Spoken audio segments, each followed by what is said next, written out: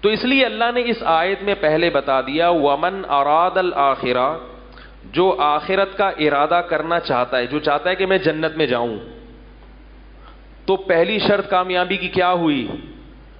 کس کا ارادہ کرنا پڑے گا؟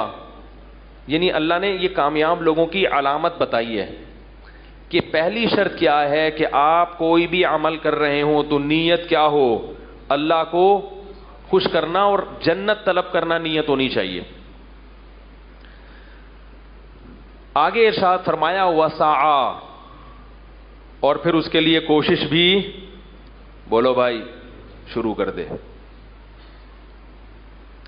بہت سے لوگوں کی نیت آخرت، کربلا پہ جو واقعات بیان کیے جاتے ہیں، لیبل لگایا جاتا ہے حضرت حسین کی محبت، لیبل لگایا جاتا ہے کہ حضرت حسین کی محبت اس لیے کہ وہ نبی کے نواسے، لیبل لگایا جاتا ہے کہ نبی کے نواسے سے محبت کرنا در حقیقت نبی سے، اور نبی سے محبت کرنا در حقیقت اللہ سے۔